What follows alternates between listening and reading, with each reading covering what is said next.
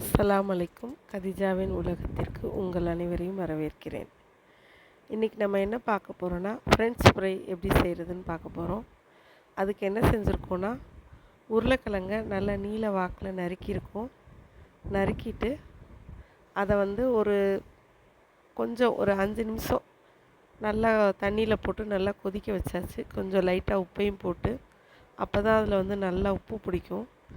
அதுக்காக அப்புறமேட்டு தண்ணியை நல்லா வடிச்சிட்டு டிஷ்யூ பேப்பர் வச்சு அதை அந்த தண்ணியெல்லாம் நல்லா அதில் தண்ணியே இல்லாமல் நல்லா உறிஞ்சி எடுக்கிறோம். இதை வெயிலையும் கூட கொஞ்சம் நேரம் காய வச்சு எடுக்கலாம்.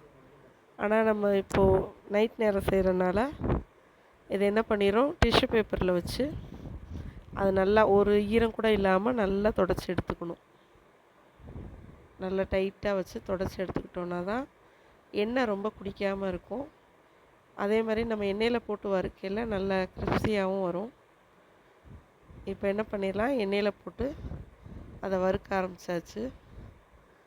நல்லா எண்ணெயில் போட்டு வறுத்து எடுத்துக்கோங்க. இதை ஃபஸ்ட்டு ஒரு டைம் வறுத்து எடுத்து வச்சாச்சு. ஏன்னா இது ஃப்ரெஞ்ச் ஃப்ரை 2 தடவை போட்டு வறுக்கணும். இப்போ நம்ம ஃபஸ்ட்டு ஒரு வாட்டி அதை வறுத்து எடுத்து வச்சுருக்கோம். இப்போ அதே வறுத்து எடுத்து வச்சுருந்தோம் பாருங்கள், அதுவே செகண்ட் டைம் வறுத்துட்ருக்கோம். ஏன்னா நம்ம செகண்ட் டைம் போட்டு வறுக்கையில் தான் நல்லா கிரிப்ஸியாக வரும். இதை பாருங்கள், நல்லா கிரிப்ஸியாக வந்துருச்சு. இப்போ வறுத்து எடுத்துக்கிடுவோம். அது கொஞ்சம் வேலை ஜாஸ்தி தான். ஃப்ரெஞ்ச் ஃப்ரைனா சீக்கிரமாலாம் செய்ய முடியாது.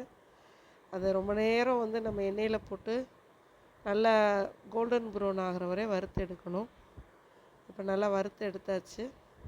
அவ்வளோதான். இப்போ நம்ம இதுக்கு தேவையான அளவு உப்பு போட்டுடலாம். உப்பு கம்மியாகவே போடுங்க. நம்ம ஏற்கனவே வேக வச்சுருக்கிறது வேறு உள்ளே போட்டிருக்கோம். ஏன்னா அந்த கிழங்குல உள்ளுக்குள்ளே உப்பு பிடிக்கணுன்றக்காக ஃப்ரெஞ்ச் ஃப்ரையில். இப்போ என்ன பண்ணிடுவோம், கொஞ்சமாக மிளகாத்தூள் போட்டுக்குவோம். உங்களுக்கு காரம் எவ்வளோ தேவையோ அந்த அளவுக்கு மிளகாத்தூள் போட்டுக்கோங்க. அதுக்கடுத்து என்ன பண்ணிடலாம், கொஞ்சமாக மிளகுத்தூள் போடுவோம். இந்த வெறும் மிளகுத்தூள், அதான் வெறும் பெப்பர் தூள், அது கொஞ்சமாக போட்டு இதை நல்லா குலுக்கி எடுத்துக்கலாம். கைப்படாமல் இப்படி நல்லா குலுக்குங்க. அது நல்லா அந்த கிரிப்ஸியாக இருக்கனால நல்லா மொறுமொறுன்னு அந்த சவுண்டு வருது. இதை நல்லா குலுக்கிடுங்க. அந்த நல்லா கலந்துட்டால் தான், கை வைக்காமே கலந்துடணும். அப்போ சாப்பிட ரொம்ப நல்லாயிருக்கும். இப்போது ரெடி ஆயிடுச்சு ஃப்ரெஞ்ச் ஃப்ரை.